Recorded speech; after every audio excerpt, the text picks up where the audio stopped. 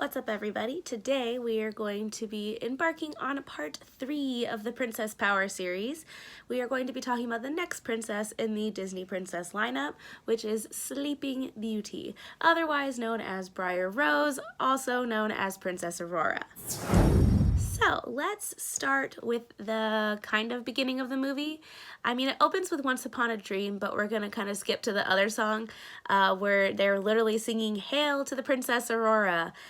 Because the king and queen had been trying to have a child for a long time, and they finally had a child, and they threw this huge celebration, which Maleficent wasn't invited to, but everybody is praising this princess, and she's given her first 2 gifts by the good fairies, Fauna and Flora. They're given the gift of beauty, or she's given the gift of beauty and the gift of song. And I feel because of the whole Maleficent crashing the party and then the fairies taking her away so that Maleficent can't affect her, if she had grown up in the kingdom, she might not have turned out as kind or as polite, because she's given this gift where she's going to be more beautiful than she probably already was going to be. She's going to have a beautiful singing voice, and she's going to be loved and praised by all because she's already seen as a miracle and a gift, Something to think about. Let's fast forward a bit. Because I think that there's a great quality about Aurora and that she just wants to meet people. And what I mean is there's the scene when she goes to pick berries because Flora, Fauna, and Merryweather are planning the surprise to tell her that she's a princess. And she's talking to her animal friends, as one does, and she says that she wishes they wouldn't treat her like a child, that all she wants to do is meet people and that they won't let her meet anybody. And if you think about it, they probably haven't let her meet anybody. The only 3 people she knows in this world are Flora, Fauna, and Merryweather. She's been living in a forest by herself, and all she wants to do is meet other people, get out there in the world. So I think that's a really important quality that Aurora has, is wonder. The next part is when she meets Prince Philip. Even though she doesn't know it's Prince Philip and he doesn't know it's Princess Aurora, and they dance and they fall in love, and she invites him to the cottage.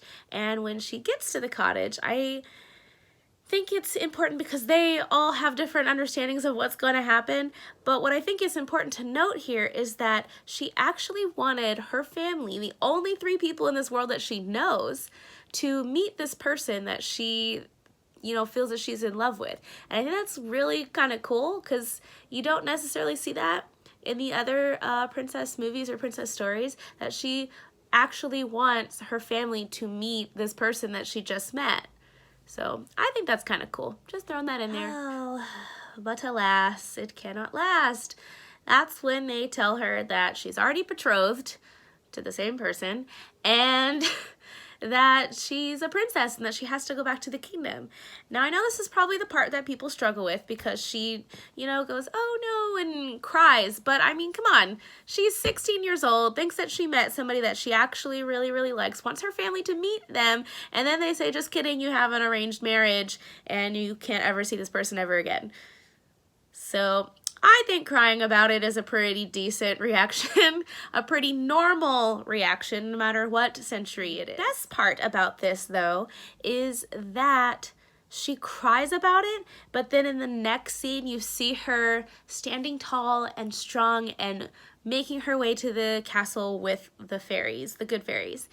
And I think this is probably the most, important girl power, princess power moment in this entire movie. Because, I mean, not only does Aurora not have a lot of, lines or actions, but, this action is the most important. Because this is, I think, something that all girls can relate to, that sometimes you do have to cry about things that make you upset or sad. And then once you cry it out, you're like, okay, here we go, I can do this. So it's about, she cries it out, she stands strong, and she continues with this plan that she doesn't really want for herself, but she does it anyway. And that is true girl power. This is the part when Aurora gets led to prick her finger on the spinning wheel, which also I think is great because the good fairies do shout at her, don't touch anything. And right as she's about to touch it, she has the willpower to stop and look and be like, oh, maybe I shouldn't do this. But of course, Maleficent is the mistress of all evil, so she ends up pricking her finger anyway. But she did have that slight bit of willpower, and willpower, again, alludes back to the fact that she can cry it out and still stand strong, just like a real girl can. Real girl power. But this is the part where I'd also like to give a very well-deserved shout out to Flora, Fauna, and Merryweather, because if you think that the prince just has to save the princess or the damsel in distress at the end in order for it to happen, let's just note, if you haven't seen it in a long time, you need to see it, because Prince Philip, as awesome as he is because he's so sassy and so sarcastic and I love it, he would not have defeated Maleficent without Flora, Fauna, and Merryweather. He would not have. They broke him out of Maleficent's mountain, or the mountain that I can't remember the name at the moment. They helped him, they gave him a sword and a shield to help, you know, beat his way through the prickly forest, and then they enchanted his sword to go, you know, to be true and literally go through her heart. Like, that he would not have defeated Maleficent without them. So true girl power right there. And like Prince Philip, you know, he did like awake her from the kiss because he was her true love. We all knew that.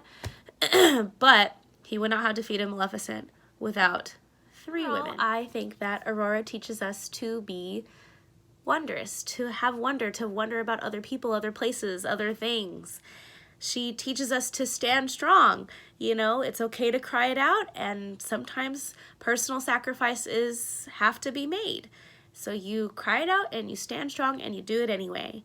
And she also teaches us inadvertently that sometimes true love works in mysterious ways or coincidental ways. Sometimes you never know. That may not be the girl power you are wanting or searching for, but again, Aurora does have something to teach us, even though she does kind of sleep through a good chunk of the movie. Hey guys, thanks for watching. If you have watched Sleeping Beauty recently or not recently, and you have thought of something else that Aurora teaches us or something that you noticed that I did not pick up on, let me know below. If you have any other thoughts, also let me know. I'd love to get your feedback or your comments on how you feel about this series, about what I'm doing, about Princess Aurora, Sleeping Beauty / Briar Rose. You know, let me know. Thanks, guys.